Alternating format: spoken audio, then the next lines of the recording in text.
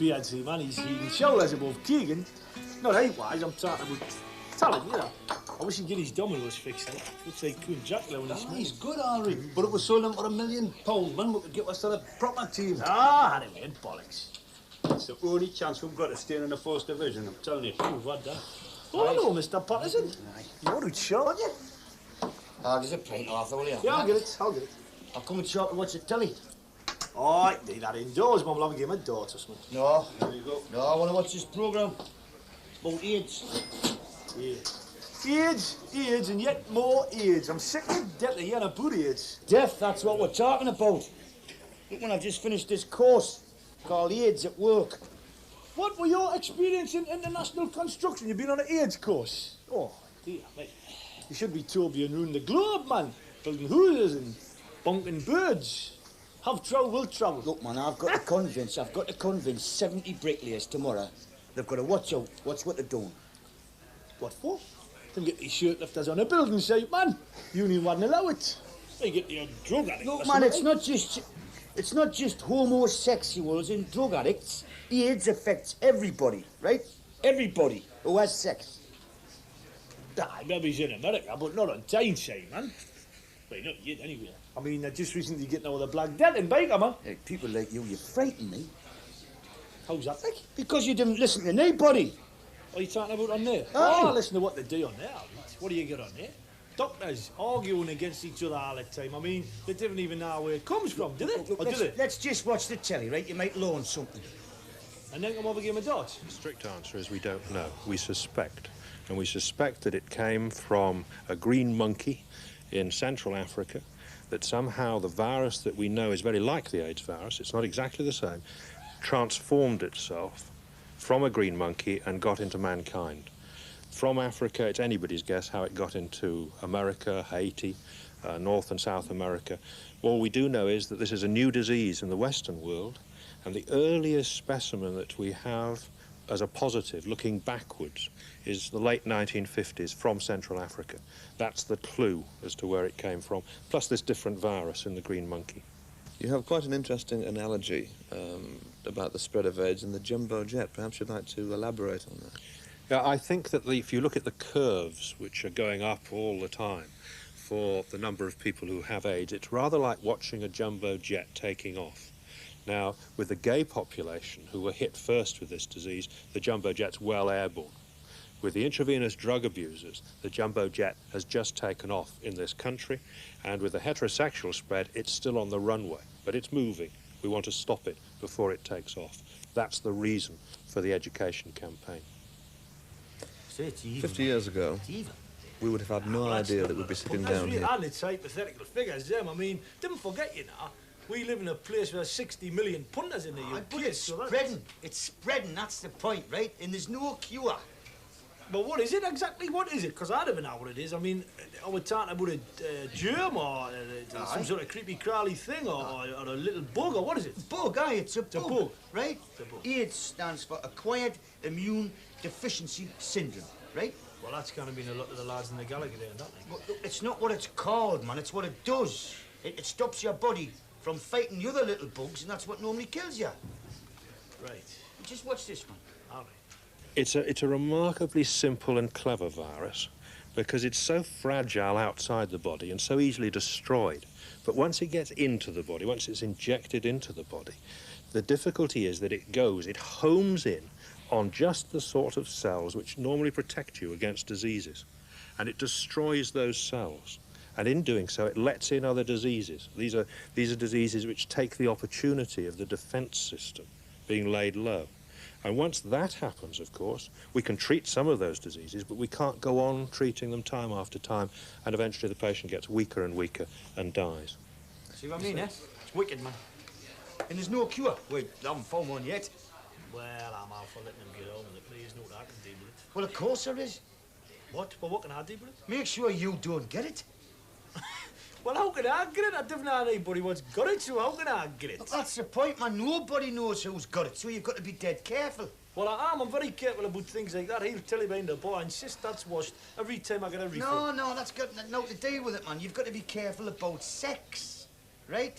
Doesn't matter if you're a man or if you're a woman, right? If you don't know what your partner's been up to, you're at risk. Well, you're not suggesting I gone up to some talking about where I fancy tapping up, you know, I told you up and say, oh, good evening, have you got AIDS? And then they say no, and then you buy them a drink. I mean, that's gonna scare them off quicker than what halitosis would, man. You know what I mean, right? Just take sensible precautions, man. Oh, look, if everybody listened to the likes of you, man, the monasteries would be chocker. And I've never liked that mead. Oh, a sweet one. No, wait, bollocks, you know. I don't care. I've just No, but look, I mean, what you're saying, I gone into a bar, aye, and I see a bird what I fancy, so yep. I kind of gone up there and put the lips on it, because that's aye, dodgy. yes, I stand no. back 10 yards, because in case you breathe on it, because that might no. be dodgy. God knows what else is dodgy. I mean, we're not exactly talking romance here, are we? Look, man, AIDS, it's not like catching a cold, man, right? You can't get it like that, right? It's hard to get, right? You can only get it from body fluids, right? Like blood and semen. We have to get them fluids into your body to get AIDS. Just watch the telly, man. Complicated, isn't it? With diseases like AIDS, I mean, we don't. The majority of the population is completely safe. And I think that's important because there's overwhelming evidence that there's no casual spread of this disease, either amongst households or institutions or schools, or amongst people working with animals, for instance, veterinary surgeons and people like this. There just isn't any spread unless there's a very good reason for it. For instance, people who have accidentally inoculated themselves with a good dose of the particular virus. So things like swimming pools and public libraries and pubs and schools and workplace, the food industry, absolutely safe. Even if somebody working in them has got AIDS, it's safe. You can't spread the disease. It's got to be injected. Well, let's get down to the specifics. How can someone contract AIDS? Terribly easily, if they sleep with somebody who is infected in the first place and they don't protect intercourse. That's number one in our society at the moment. And it doesn't matter whether that person is straight or is gay. It can be transmitted from male to female, from female to male, or from male to male. And if a female gets it, as we've said, the baby will get AIDS as well. That's number one. Secondly, if you fool around with needles in drug abuse, you share needles or you share mixing bowls or other equipment with somebody, then you will transmit the infection into them if you are already infected yourself. And the third way is the babies, who are born to mums who are already infected. And that perhaps is the most tragic group of all. The dangers from things like blood transfusion are very, very remote indeed. And I think we have to stress that very forcefully, because all blood, every donation is now screened for the antibody to the AIDS virus. And of course, if it's positive, then the blood is rejected. One other fear which people may have is heavy petting or kissing. Can you contract AIDS that way? But at my age, I have to think back to what heavy petting actually meant. But the kissing thing is something which comes out time and time again at public meetings. It's the number one question, I think. And we can say that there is no evidence at all that kissing transmits AIDS. And we've looked at families, at normal households, we've looked at institutions, we've looked at whole populations of people where we know that AIDS is only transmitted either through sexual intercourse or sharing of needles. You see, the virus has to be in a good concentration to be injected into somebody else's body. And that isn't true of saliva. Certainly the virus is present in all body fluids.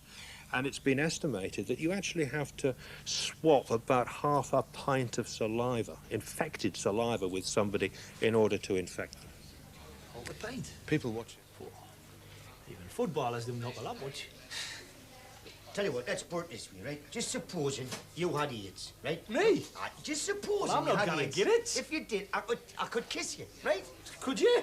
Oh, yeah. I could kiss you. I could use your knife and fork. I could sleep in the same bed. Sounds like Dusseldorf, that.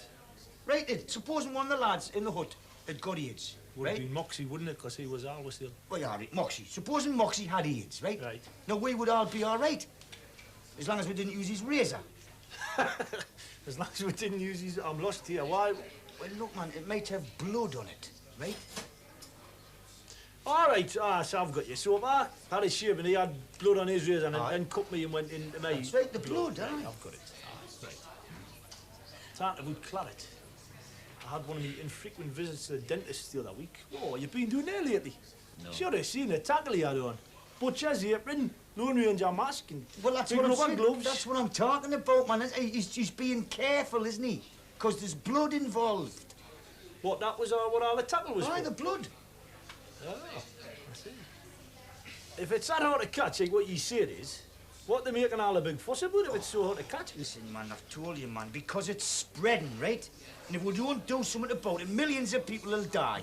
Millions. Millions of people are gonna die, right? They've got no cure, right? All they can do is try and stop it spreading. Aye, well, you should be talking to them what's spreading it, shouldn't you? Aye, but look, man, the people who are spreading it didn't know they've got it, right? That's what I'm talking about. Well, how do you know you've got it? If you didn't know you've got it, when you've got it, how do you find out whether you've got it or not? Blood test. You have to have a blood test. Look, he's talking about it there now. People watching this might suspect they have AIDS. What can they do to put their minds at rest? Well, the first thing to say is that most of the symptoms which occur in people who are developing AIDS are the sort of symptoms that occur with a cold or flu or anything else. What I feel like after outpatients or you feel like after a particularly arduous newscast. So the message from that is very simple indeed. Go and get your doctor to sort it out. And the first port, of course, should be your family doctor. Now, if for some reason you find it difficult to go to talk to him, if, for instance, you live in a small community and you don't want people around the surgery to know, then the sexually transmitted disease clinics are geared up to counsel people and to talk to them. If they want this particular AIDS test, they can tell them what it means. And it's terribly important you don't just go along and have a blood test, because that's all the AIDS test is, taking blood out of the arm, and then a few days later you get the result. It means so much to know that you're positive, because it will affect your whole future life. You know you're infectious to other people. You know that you will not get life insurance. You know that you won't get mortgage endowment. There are so many things, but above all, you know that you have an incurable infection for which there is yet no answer. And the question about whether or not you'll get AIDS is a big question mark. To know you're negative, the converse of the coin, of course, is marvellous to know. And it's because we know so many people who work in the healthcare industry are negative that we know there's no casual spread of the disease. So if you're worried, family doctor, sexually transmitted disease, clinics.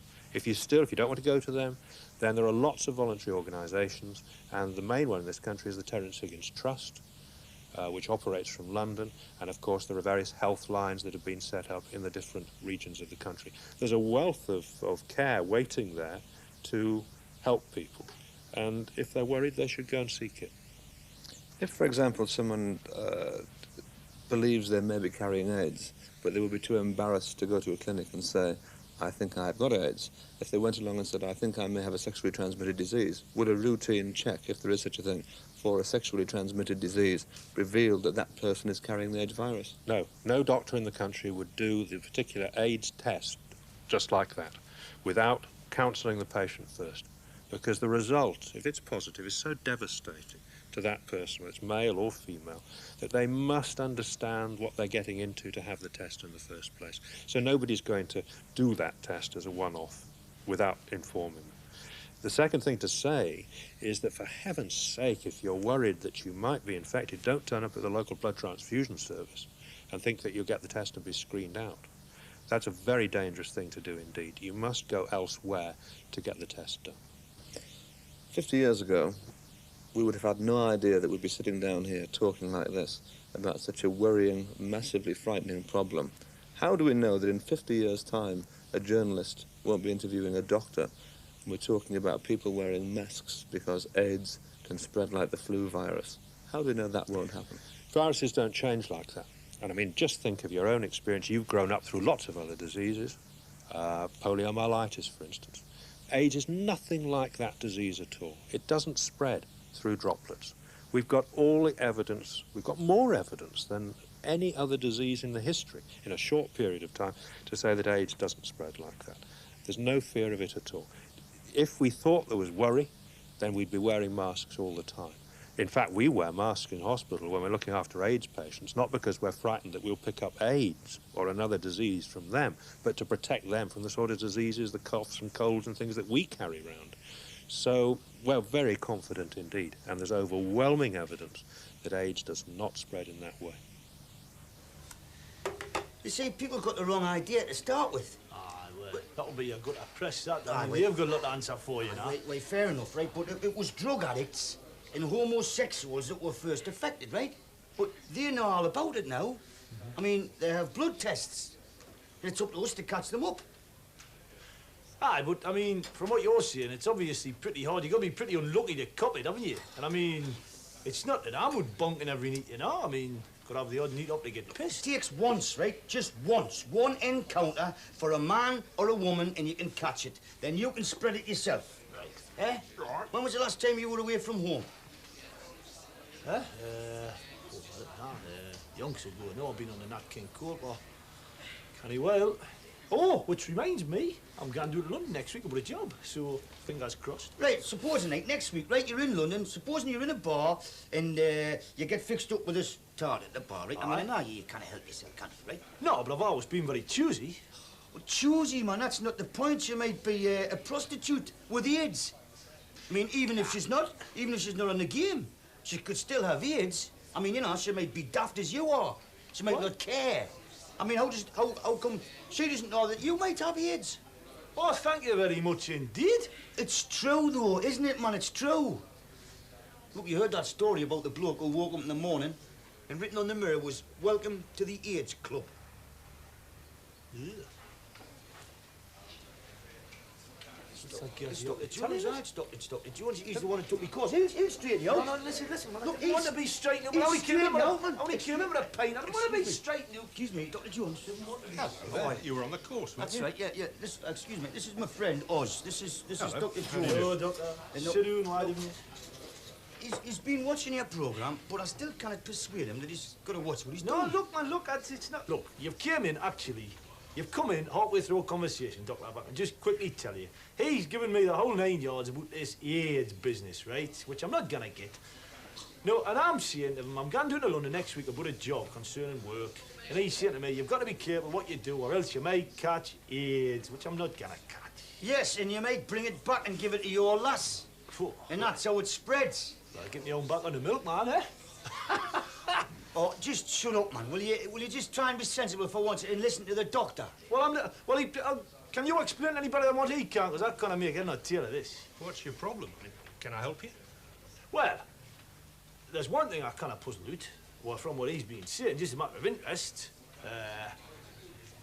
You were saying before that you can only get it through blood and semen, body fluids, which is what you said, wasn't it? Yep. Right. Well, I think I can take that in. Now, I can understand how a bloke could give it to a woman in the obvious way. I can understand how a bloke would give it to another bloke in the...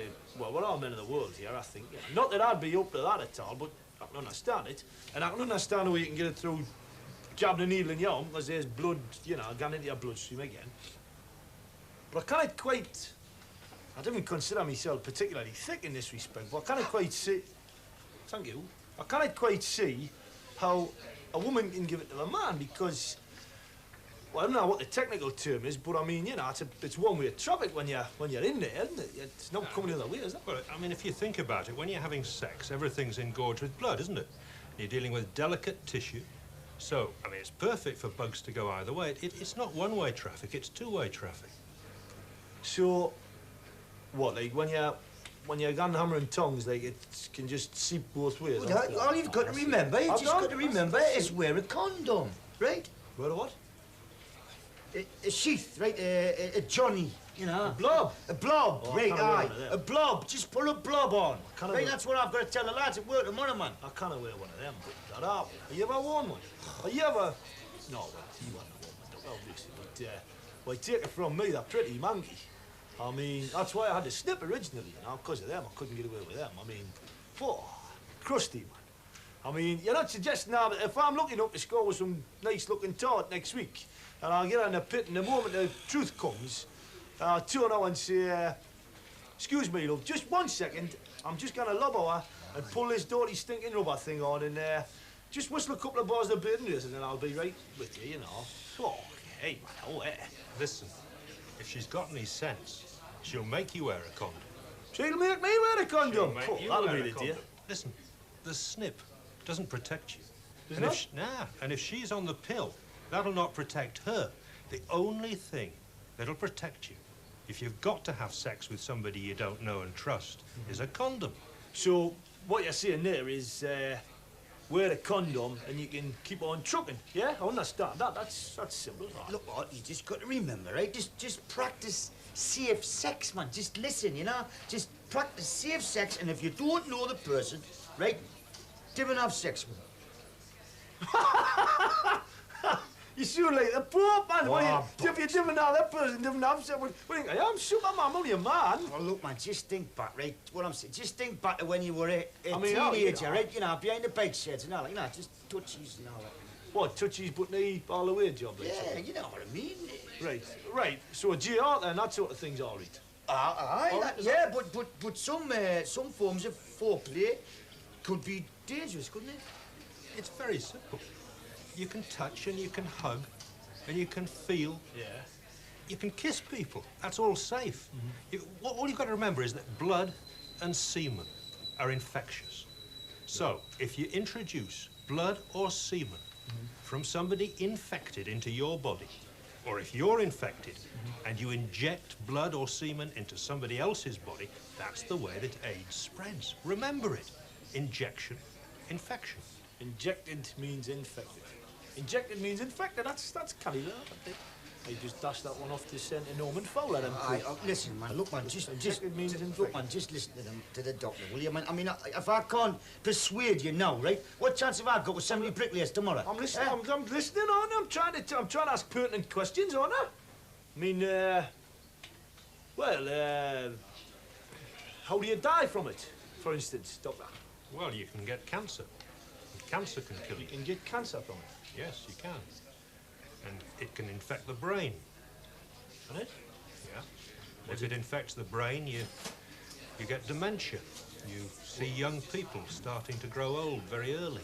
Well, it's like senile dementia, so you get like doolally really quickly, Just like senile dementia. but yeah. only young. Yeah. And you get a big cyst, so it's obviously quite painful. I mean, I was of a mind that there wasn't any pain involved. I thought you just snuffed it, and that was that. It can be painful. Right, Not well- just for you, but for your family, obviously, your friends. Yes, but you. Oh, right. Well, how long can it lie inside you without sort of manifest itself, so to speak? But once you've got it in there, it's in there for life.